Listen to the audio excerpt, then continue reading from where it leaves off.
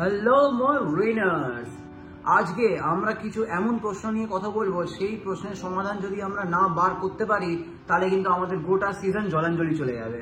And জলাঞ্জলি মানে exactly আমি ওটাই মিন করলাম, কারণ এরম ডিফেন্স লাইন যদি থাকে তাহলে আমরা কিন্তু এবারে এএফসি খেলছি, আমরা এশিয়ান চ্যাম্পিয়ন্স লিগ 2 খেলছি। আপনারা বুঝতে পারছেন আমরা কটা গোল খাবো। টম অ্যালডারওয়েট আর রড্রিগাস এদের অবস্থা যা আছে আপাতত একদমই রিজনেবল কন্ডিশনে নেই তারা। আমরা যদি ওটা করি, ওদেরকে খেলাই, তাহলে কিন্তু আমাদের মানে ভগবানের ভরসা চলতে হবে। আমরা যে গোলটা খেলাম পাঞ্জাবের কাছে, যে সেকেন্ড আর তৃতীয় নম্বর যে গোলটা খেলাম, একদম মাঝখান থেকে উঠে এসে সোজা গোল দিয়ে দিল। ফিফা আপনারা খেলেছেন তো, বিগিনার একদম ডিফিকাল্টিতে যেরকম গোল দেয় ওরম টাইপের গোল দিচ্ছে আমাদেরকে। আমাদের ডিফেন্ডাররা কোনো অ্যান্টিসিপেট করতে পারছে না, কাটিয়ে চলে যাচ্ছে ওদের প্লেয়াররা, যে কোনো প্লেয়ার কাটিয়ে চলে এসে গোল দিয়ে দিচ্ছে।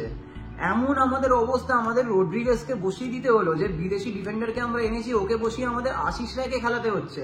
আশিস রায় যার ডিফেন্সিভ কোয়ালিটি একদমই নেই অতটা, সে রড্রিগাসের থেকে ভালো প্লেয়ার, তাই জন্য ওকে নামাতে হচ্ছে। এতটাই আমাদের ডিফেন্সের অবস্থা খারাপ যে টম অ্যালডারওয়েট যার বল প্লেইং অ্যাবিলিটি আছে কিন্তু ডিফেন্সিভ এরার এত বেশি আমরা কটা করে গোল খাচ্ছি তার জন্য।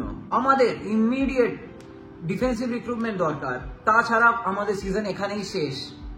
আমাদের প্রীতম কোটাল দরকার, যদি প্রীতম কোটাল না আসে তাহলে আমাদের কোনো একটা ইয়াংস্টার যার সাথে আমরা কথা বলছি কেরালা ব্লাস্টার্স, ওকে দরকার। নাহলে যাকে খুশি নিয়ে আসুক ম্যানেজমেন্ট, কিন্তু আনুক বিদেশি ডিফেন্ডার আনুক, কিন্তু আনুক। আমাদের ভীষণ দরকার ডিফেন্সিভ একটা প্লেয়ারের, ওটা দেশি হোক কি বিদেশি। দেশি হলে তো সব থেকে বেশি ভালো। আপনারা বলুন, আমি একটা ভিডিও বানিয়েছিলাম ইউথসেকে নিয়ে, ঠিক আছে, ইউথসেক কতটা বেশি ইম্পর্টেন্ট আমাদের টিমের জন্য, কিন্তু আমরা ইউথসেকে ছেড়ে দিলাম কেন? ইউথসের বয়স হয়ে গেছে, এখন চলবে না, ভালো ডিফেন্ডার দরকার। আমি মানছি ভালো ডিফেন্ডার দরকার অবভিয়াসলি, কিন্তু আমার এক্সপেকটেশন ছিল না যে ওর থেকে কত ভালো ডিফেন্ডার আনতে পারবে তার আজ এই অবস্থা। আমরা ব্রেন্ডন হামিলকে ছেড়ে দিলাম, যাকে নিয়ে বলেছিল আমাদের ব্রেন্ডন হামিল কেন দরকার, আমরা ব্রেন্ডন হামিলকে ছেড়ে দিলাম। যাকে নিয়ে আমি বলেছিলাম যে ব্রেন্ডন হামিলকে আমাদের কেন দরকার, তাও আমরা ব্রেন্ডন হামিলকে ছেড়ে দিলাম। আমরা লাস্ট 2 সিজনে কটা ডিফেন্ডার ছেড়েছি জানেন?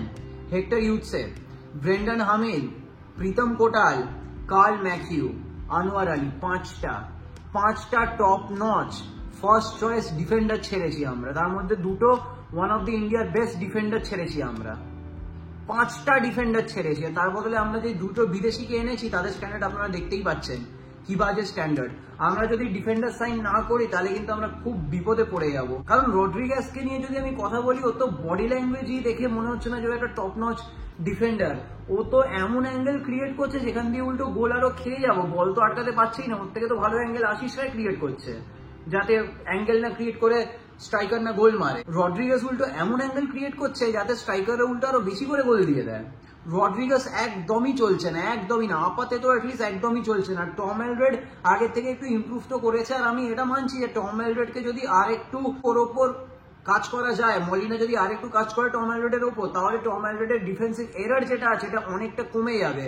কিন্তু তা হলেও আমাদের একটা ওই লেভেলের ডিফেন্ডার দরকার। যদি আমাদের এটা না হয় তাহলে কিন্তু এটা খুব মেজর ব্লান্ডার হয়ে যাবে, আমাদের পুরো সিজনে নষ্ট হয়ে যাবে। কারণ অ্যাটাকার আমাদের ম্যাচেস জেতাবে, আমাদের ডিফেন্ডার আমাদেরকে সিজন জেতাবে। আর আরেকটা মেজর কথা হচ্ছে শুভাশিস বোস এটা কি করছে। শুভাশিস বোসকে আজকে আনা হলো ডিফেন্স ফ্লাকচুয়েট করছে বলে। শুভাশিস বোস এসে খালি আটাকে উঠে যাচ্ছে। আমরা 3 ব্যাকে খেলছি, মাত্র 3টে স্টপারে খেলছি আমরা, তার মধ্যে একটা লেফট একটা রাইট। তার মধ্যে যদি শুভাশিস আটাকে উঠে যায়, আমাদের তো ডিফেন্স এমনিতেই এত বাজে অবস্থা, আরো এক্সপোজ হয়ে যাচ্ছি। অত সিনিয়র প্লেয়ার হয়তো শুভাশিসের কাছ থেকে এটা আশা করা যায় না। আর আমাদের একটা মানে গোল্ডেন জিনিস হচ্ছে যে আপুইয়া আমাদেরকে বাঁচিয়ে দিচ্ছে। আপুইয়ার যে ডিফেন্সিভ কোয়ালিটি আছে ওর কাজ করে দিচ্ছে, যার জন্য কিন্তু ও যে ডিফেন্সকে হোল্ড করছে, ওর জন্য কিন্তু ওরা মানে অপোনেন্ট কিন্তু ব্যাকপাস দিতে বাধ্য করছে আর ডিফেন্সের লাইন কাটছে। ডিফেন্সের লাইন কাটাতে কিন্তু খুব বড় জিনিস, যেটা আপুইয়া করতে পারছে, ওর জন্য আমরা একটু বেঁচে যাচ্ছি। কিন্তু তাছাড়া আমাদের অনেক বেশি ডিফেন্ডার দরকার। আমাদের যদি দুটো কোয়ালিটি ডিফেন্ডার চলে আসে না, তখন আমরা এএফসি তেও নক আউটে চলে যেতে পারবো।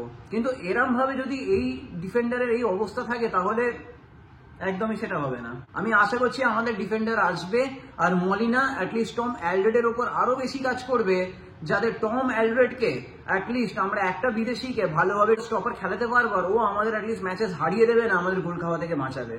আপনাদের যদি ভিডিওটা ভালো লেগে থাকে তাহলে ভিডিওটাকে লাইক করুন, চ্যানেলটাকে সাবস্ক্রাইব করুন এরকম আরো কন্টেন্ট পাওয়ার জন্য। আর আপনার কি মতামত এই নিয়ে আপনারা কমেন্টে জানান। আর আনটিল নেক্সট টাইম, জয় মোহনবাগান।